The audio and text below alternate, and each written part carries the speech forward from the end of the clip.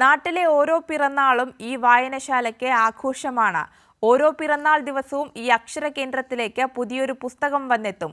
കൊടുങ്ങല്ലൂരിലെ Pullut AK Ayyappan CV Sukumaran വായനശാല 2024 November 1 ആരംഭിച്ച ക്യാമ്പയിനാണ് ജന്മദിനം വായനശാലയ്ക്കൊപ്പം എന്നത്. ഓരോ പിറന്നാളുകാരും അന്നേ ദിവസം വായനശാലയിലേക്ക് ഒരു പുസ്തകം സംഭാവന ചെയ്യുക എന്നതാണ് പദ്ധതിയുടെ ലക്ഷ്യം. ജന്മദിനത്തിന് പുറമെ വിവാഹ വാർഷികത്തിനും ഓർമ്മ ദിവസങ്ങളിലും നാട്ടുകാർ പുസ്തകം സമ്മാനമായി നൽകുന്നുണ്ട്.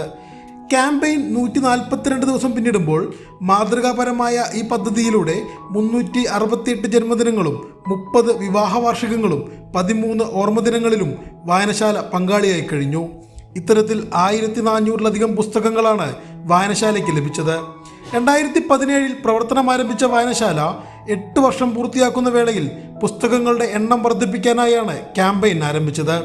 ചെറിയ സമയത്തിനുള്ളിൽ മറ്റു ലൈബ്രറികൾക്ക് കൂടി മാതൃകയാവുന്ന തരത്തിലുള്ള പ്രവർത്തനങ്ങളാണ് പുല്ലൂറ്റ് AK അയ്യപ്പൻ CV സുകുമാരൻ വായനശാല ഏറ്റെടുത്തിട്ടുള്ളതെന്ന് taluk library council secretary Mushtaq Ali പറഞ്ഞു.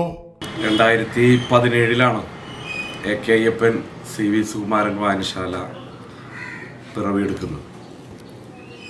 ഈ ചെറിയ കാലയളവിനുള്ളിൽ നിരവധി മാതൃകാപരമായ പ്രവർത്തനങ്ങളാണ് വായനശാലയുടെ നേതൃത്വത്തിൽ നടന്നിട്ടുള്ളത്.